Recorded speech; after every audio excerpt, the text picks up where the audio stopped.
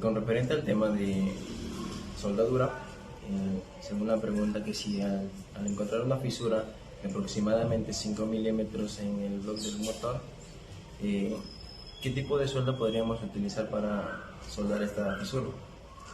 Sabiendo que el bloque del motor está elaborado mediante una fundición de hierro y aluminio. Bueno, existen diferentes tipos de soldadura, en la cual unos se pueden utilizar lo que son electrodos de distintos tipos, o también podríamos utilizar lo que es la suelda fría, que se lo realiza mediante selladores, selladores que a la vez son masillas. En sí existen distintos tipos de selladores, tales como KW, el Gong, el sellador de acero, la benzola 9111. Vamos a explicar un poco sobre la benzola 9111. Este tipo de suelda es, como ya mencioné antes, una suelda fría, que para aplicar este tipo de material se debe realizar el siguiente proceso.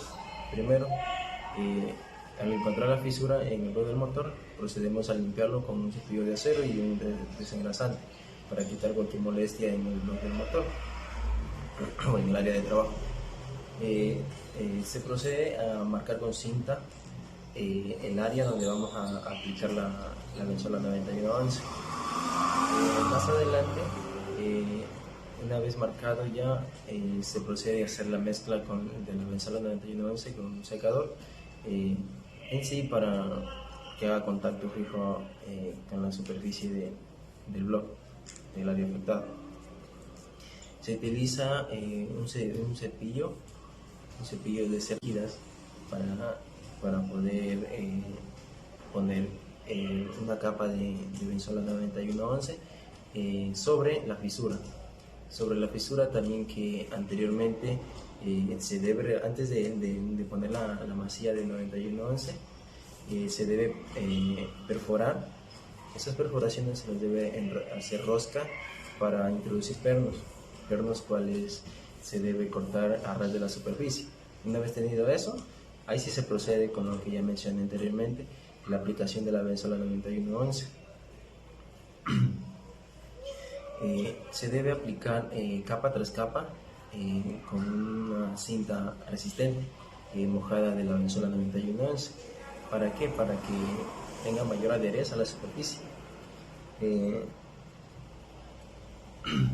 Se pone esta capa sobre el área afectada, cuya capa que tiene que ser de grosor aproximadamente 3 milímetros. Una vez ya colocado este material, se procede a quitar lo que es la cinta que marcamos en el área que vamos a poner este tipo de material, que era la benzola 9111. Una vez ya secado, para el secado se debe dejar de aproximadamente unos 15 minutos a 20 minutos para que el secado sea efectivo y no quede ningún error o ninguna falla en la fisura que existía en el bloque del motor.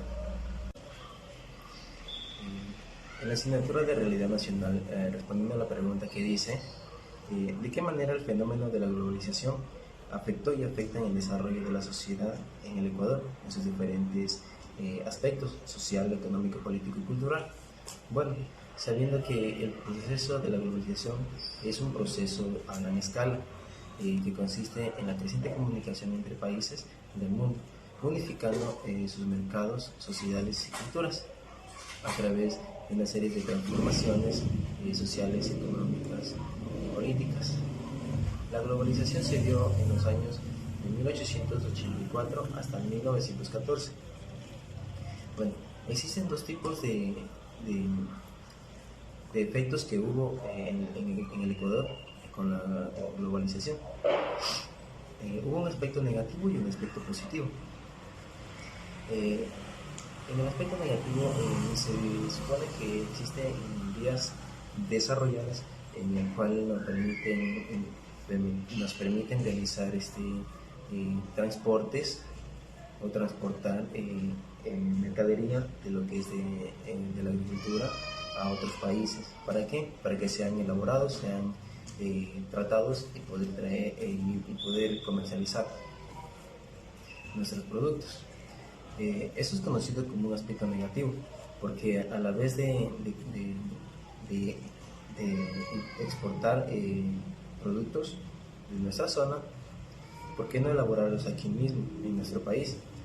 Sino que es conocido como un gran gasto económico comprar productos elaborados de otros países con el material de nuestro país para traer vuelta a un precio más costoso y en sí para vender acá. Así que eso es conocido como un aspecto negativo en el caso político, económico y social. Existe también el aspecto positivo, en el cual existe la comercialización. En este punto, la comercialización es conocido como un punto positivo. ¿Por qué? Porque nos permiten establecer leyes, tener acuerdos con otros países, tener negocios que nos permiten importar vuelta productos, como ya mencioné antes, importar productos de los cuales salían de nuestro país. ¿Para qué? Para ser elaborados allá, tratados allá y comprarlos ya hechos. ¿Para qué? Para venderlos aquí en nuestro país y en sí comercializar, hacer una comercialización, hacer una inversión. En fin, todo esto trata de adquirir lo bueno de los demás. ¿Para qué? Para coger o hacernos quedar todo lo bueno de cada uno. Motor térmico de combustión interna alternativa con autoencendido gracias a las altas temperaturas derivadas de la compresión del aire en el cilindro. Su principal diferencia con un motor de gasolina reside precisamente en este punto. Los motores diésel no necesitan chispa para encender, sino que cuentan con bujías incandescentes que van subiendo la temperatura de la cámara de combustión para mejorar el arranque en frío y aprovechan ese calor una vez alcanzada la temperatura óptima. Al igualmente que un motor de combustión interna tiene su admisión, comprensión, combustión y escape. El sistema de encendido. El motor diésel no utiliza ningún tipo de chispa para que se inflame el combustible y se inicie en el tiempo de combustión. Aunque algunos motores diésel utilizan una cámara de precombustión en donde está ubicada la bujía que únicamente se utiliza cuando el motor arranca en frío. Componentes y funcionamiento del sistema de alimentación. El depósito de combustible, tuberías, bomba de alimentación, filtros, inyectores, con su respectivo funcionamiento, anexado en la pantalla. Sistema de refrigeración. El sistema de refrigeración también ayuda a mantener la temperatura correcta del motor y el sistema hidráulico mediante el uso de enfriadores de aceite. Sus principales partes o componentes y su funcionamiento son la bomba de agua, radiador, refrigerante, termostato, indicador de temperatura de agua y el ventilador. En algunos casos, electroventiladores. Sistema de alimentación. La alimentación en estos motores se realiza introduciendo el aire en el interior del cilindro perfectamente filtrado y una vez comprimido se introduce el combustible a gran presión, mezclándose ambas en la cámara de combustión y generando así la explosión. Componentes y funcionamiento del sistema de lubricación. Los componentes y su funcionamiento son calor, colador de succión, eje motriz, tubería de presión y filtros de aceite. Se puede observar las diferencias entre motores diésel y motores a gasolina, en lo cual está seleccionado de forma concreta sus respectivas diferencias. Cada uno tiene sus ventajas y desventajas. Una de las ventajas frente a los motores de gasolina es la mecánica más robusta y fiable, régimen de giro menor que los motores de gasolina, por lo que son más duraderos, menor consumo de combustible, lo que redunda en una mayor autonomía. Y desventajas de motores diésel son mucho más ruidosos, emiten una apreciable cantidad de humos. Al adquirir un motor de arranque más potente, la batería debe proporcionar mayor corriente, lo que supone un mayor peso del equipo de arranque. y se puede observar un diagrama eléctrico donde están todos sus respectivos componentes. En eso se puede diagnosticar fallas. El circuito completo de un sistema de encendido típico. En la actualidad tenemos variantes en cuanto a medidas, formas y diseño de los componentes, pero el principio y el objetivo son los mismos.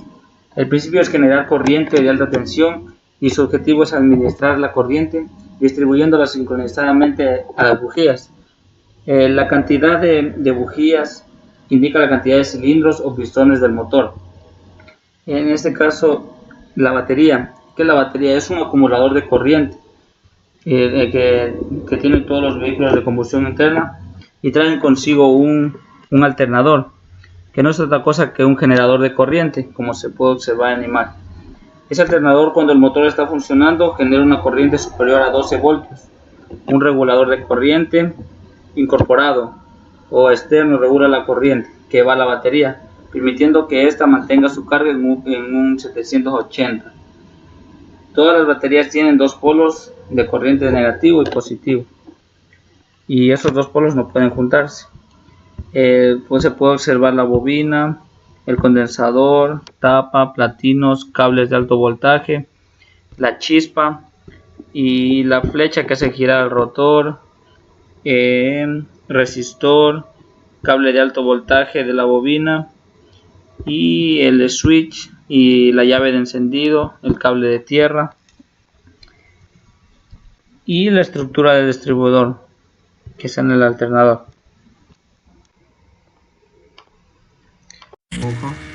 El pistón de la parte del motor de combustión interna.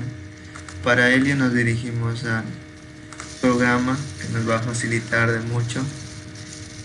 Se llama SolidWorks. Mientras se abre, bueno, mostraré la imagen que vamos a crear, ¿no? Este va a ser nuestro objetivo. Vamos a nuevo, empieza, aceptamos, nos dirigimos a planta, damos clic en croquis y creamos una línea. Comenzamos a hacer nuestro dibujo. La línea va a tener una medición de 80. Recordar que todas las mediciones y todos los números que estén llamados como en las líneas son en milímetros. Aquí tenemos 6 y hacia acá, lado horizontal 2. Vamos 1.5. Estamos haciendo aquí, estamos creando el lado que tiene el ring o llamado anillo. Bien, salió mal las líneas, acortamos, damos clic, seleccionamos 6, este lado bajamos y le vamos a dar un grosor para cada anillo de 1.5. Cerramos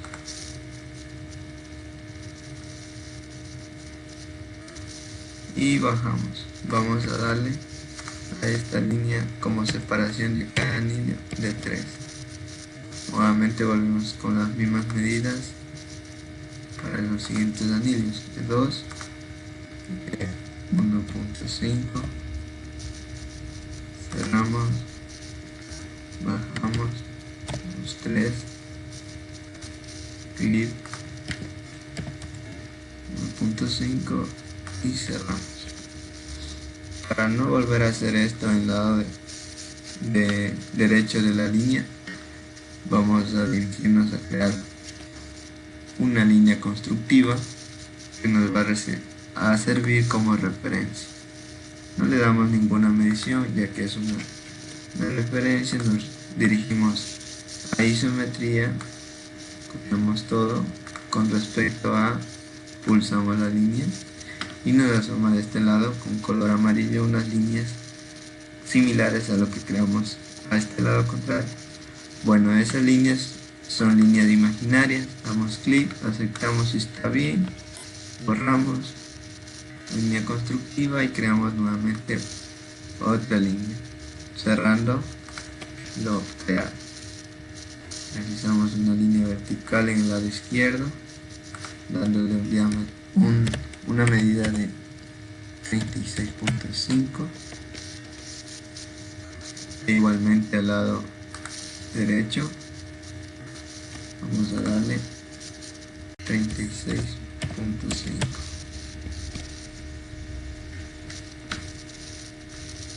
Bien, ahora hicimos una línea constructiva en el medio de la línea cerrada que comentamos anteriormente. Le damos una acotación, va a ser de 2.5, creamos una línea de punto medio y esta línea creada va a tener una medición de 57 milímetros. Seguidamente vamos a hacer vamos a hacer otra línea constructiva. Bajamos parte vertical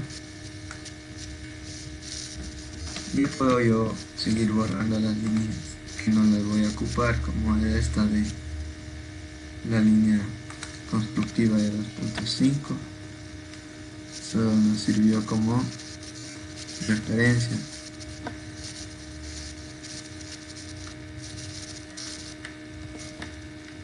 Vamos a aceptar y alejamos.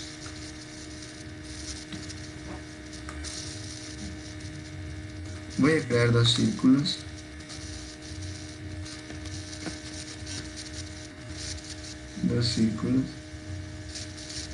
Damos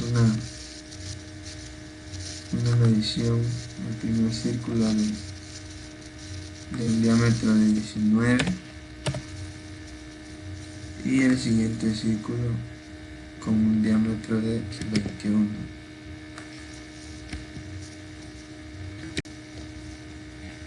Ok, elegimos una línea constructiva a partir del punto inferior del círculo. La línea constructiva va a ser de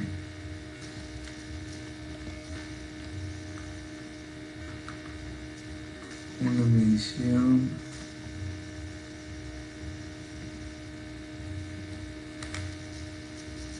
de 4.75.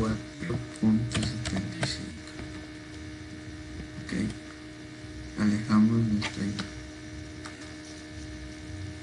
dibujo, creamos un círculo en la parte fuera para darle una acotación, ya que esta pieza nos va a servir para dar un ángulo.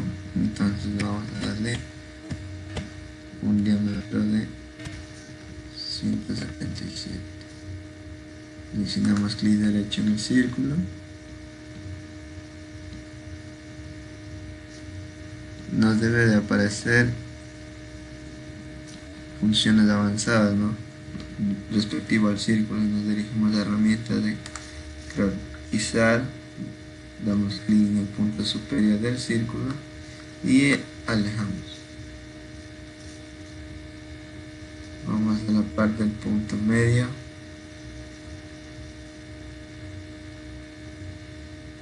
Ok.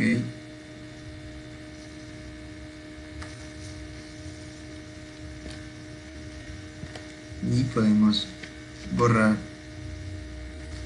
la línea creada. Bueno, no nos permite borrar. Vamos a recortar entidades.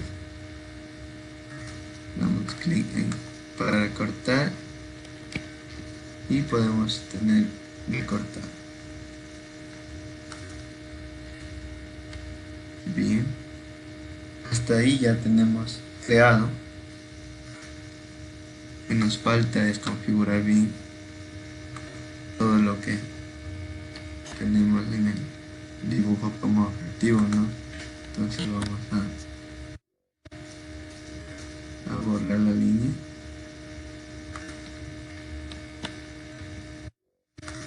No nos permite borrar. Sí. ¿Qué está pasando? Bien. Bien. Está borrado. Borramos esta medida de aquí también. Y finalmente acabamos con el dibujo. Salimos del croquis para ver una vista, ¿no? De cómo está la pieza fuera, así como vemos. Aquí nos faltó una línea en la parte. Además de esto está topando. Vamos a tratar de solucionarlo. Dijimos, teníamos que tener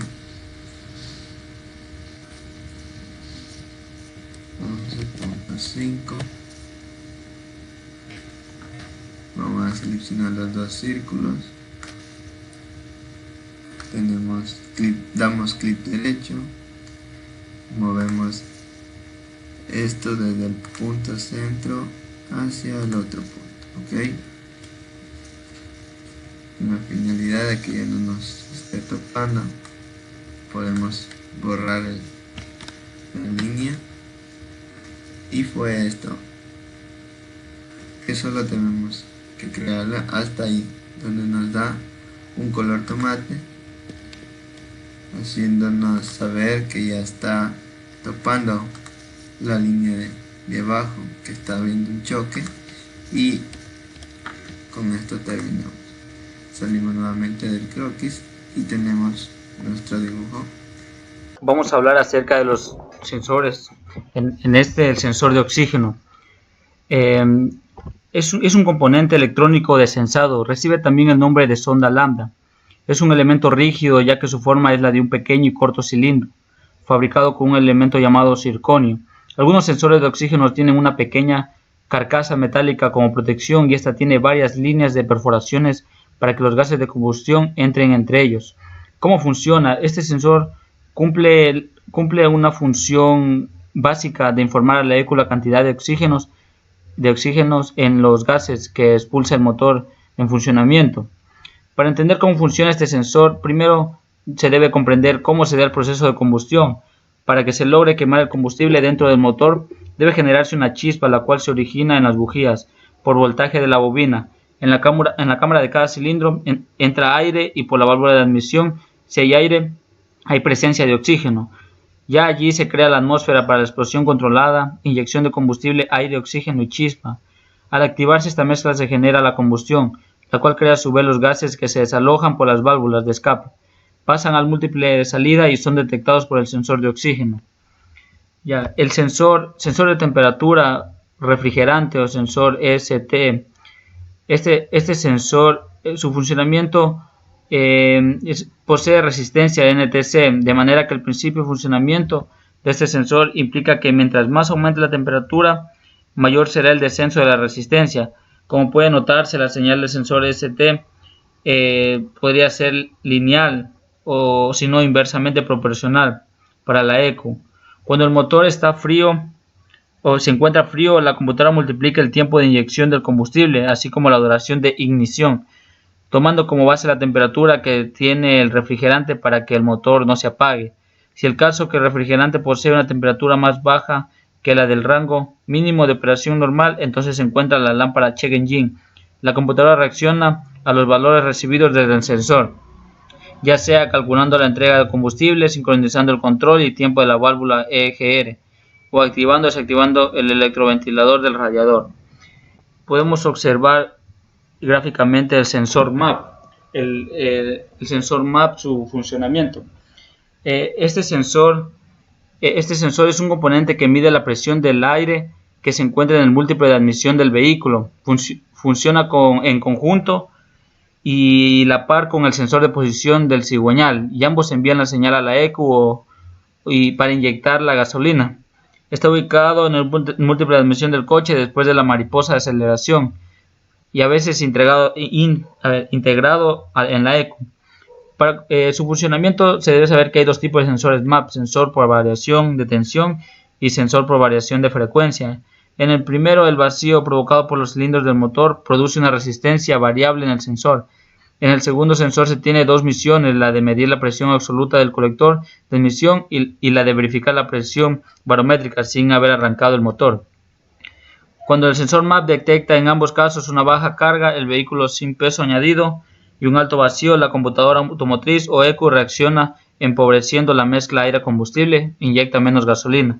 En caso de carga alta, en viajes largos y poco vacío, la ECU enriquece la mezcla.